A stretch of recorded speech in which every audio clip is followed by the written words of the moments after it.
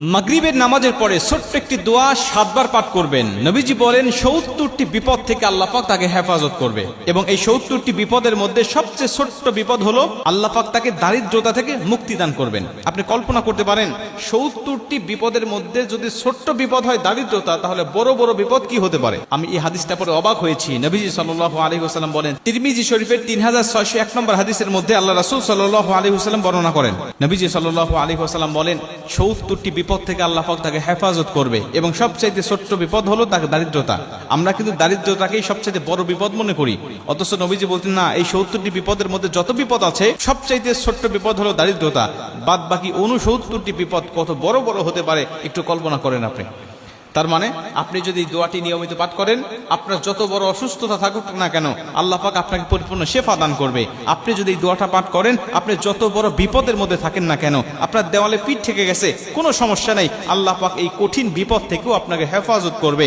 আপনি যত বড় দুশ্চিন্তা ডিপ্রেশনের মধ্যে থাকেন না কেন, এই দোয়াটি যদি আপনি নিয়মিত পাঠ করেন, আল্লাহ কঠিন কঠিন দুশ্চিন্তা ডিপ্রেশন থেকেও আল্লাহ পাক আপনাকে সম্পূর্ণ হেফাজত করবে। হাদিসটি হযরত আবু হুরায়রা রাদিয়াল্লাহু তাআলা আনহু বর্ণনা করেছেন। তিনি বলেন, নবীজি সাল্লাল্লাহু আলাইহি ওয়াসাল্লাম বলেন, তোমরা লা হাওলা ওয়ালা কুওয়াতা ইল্লা বিল্লাহ এটুকু সবচেয়ে বেশি বেশি পাঠ করো। কেন?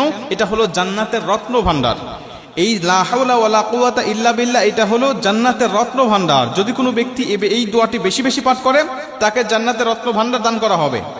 কল্পনা করতে পারেন, জান্নাতের রত্ন ভান্ডারের মালিক যদি আপনি হয়ে যান, তাহলে দুনিয়াতে আপনার কিসের সমস্যা, কিসের দুঃখ, কিসের ব্যথা, কিসের বেদনা, আপনি তো দুনিয়ার জমিনে সবচেয়ে সুখময় শান্তিময় একজন মানুষ। নবীজি বলেন হাদিসের শেষে, এই ব্যক্তি যদি লা হাওলা ওয়ালা কুওয়াতা ইল্লা বিল্লাহ বলার পাশাপাশি যদি আরেকটু যোগ করে বাড়িয়ে দেয়, লা হাওলা ওয়ালা কুওয়াতা ইল্লা বিল্লাহ ওয়ালা মানজা মিনাল্লাহি ইল্লা ইলাইহি, রাসূল সাল্লাল্লাহু আলাইহি ওয়াসাল্লাম বলেন লা হাওলা ওয়ালা কুওয়াতা ইল্লা বিল্লাহর পাশাপাশি ওয়ালা মানজা মিনাল্লাহি ইল্লা ইলাইহি এটুকু যোগ করে যদি কোনো মানুষ তেলাওয়াত করতে পারে, আমল করতে পারে, পাঠ করতে পারে, আল্লাহ পাক তাকে কঠিন কঠিন 70টি বিপদ থেকে তাকে হেফাজত করবে। আল্লাহ পাক তাকে বালা মুসিবত থেকে, দুশ্চিন্তা থেকে, রিজিকের অভাব থেকে আমার আল্লাহ পাক তাকে সম্পূর্ণভাবে হেফাজত করবে। আপনি যত বড় সুস্থ হয়েছেন, ডাক্তারের কাছে ধর্ণা দিয়েছেন, কত চিকিৎসার জন্য আপনি হন্য হয়ে খুঁজতেছেন, কোনোভাবেই আপনার সুস্থতা মিলতেছে না, শেফা গ্রহণ করতে পারতেছেন না, আমি বলি আপনি ফজরের নামাজের পরে, মাগরিবের নামাজের পরে অথবা 5 ওয়াক্ত নামাজের পরেই যখনই সুযোগ হবে, যখনই মনে হবে, তখনই আপনি এই দোয়াটা পাঠ করতে থাকেন। একাধিকবার পড়েন, 5 বার, 7 বার, 10 বার, 100 বার পর্যন্ত আপনি তেলাওয়াত করতে থাকেন।